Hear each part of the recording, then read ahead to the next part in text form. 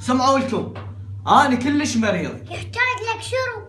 شرب شنو لك؟ يقصد تشرب دواء، ايش بيك؟ وين راح بالك؟ اسمع، انا راح اصعد للسطح اشرب هذا الدواء. اذا سألتك امي قلها امير مريض وصعد يشربه فوق السطح، لان انا هذا الدواء يراد له مكان مفتوح. اي مو هذا الدواء يطلب من عندك طيران. لا تظل تلغي زايد لابسطك هسه. هذا الدواء ما يفيدك، لو تاخذ مرة جاجيك تتهن الوجع بي. سمع اثنينكم، راح اصعد ولا حد يلغي، من تجي امي قولوا لها مريض وصعد فوق. لا تكثر شرب، كل 6 ساعات قبض.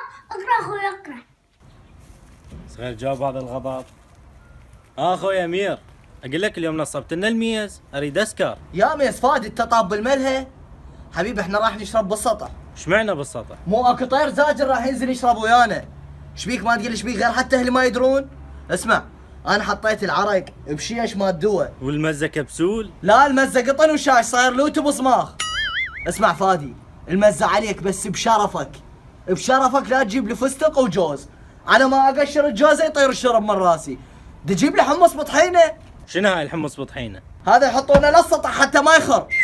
ايش بيك فادي كل ما جايني جايب لي فستق؟ ادري تشرب ويا بشر لو بغبغاء. يلا يلا جهز امورك على ما البس قبوط ووجهك. لا بشرفك فادي لا تلبس القبوط. الو لا يا الله سنت راح يلبس قبوطه بس الدقم مالته يراد لهن نص ساعه.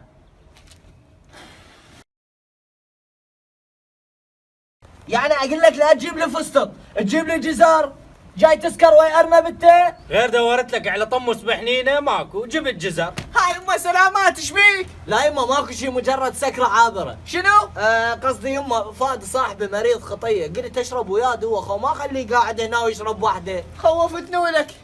تعطيني وياك قبق، لان انا من صعدت الدرج هم هاجت معدتي. لا يما ما يصير اعطيك، هذا رجالي. ولك شنو رجال قابل هي قنادر؟ امير لا تعاند امك، اهم شيء رضا الوالدين. ولك انت اسكت، قالوا رضا الوالدين مو تنسيم الوالد. ولك تعطيني قبق، لا اشمركم من السطح والله. صار بيها شمر من السطح. لا يما هاك الشيشه وهاك هاي بعد وياها. هاك.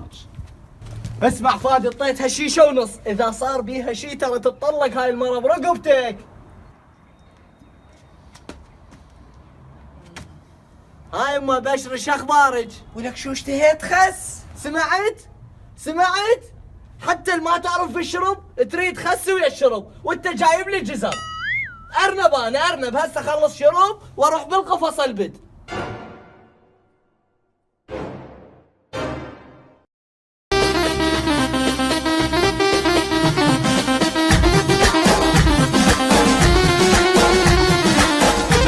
صعد لك صعد. والله عرفت القعده راح تخرب من ورا هذا قبوطك يا هتلر.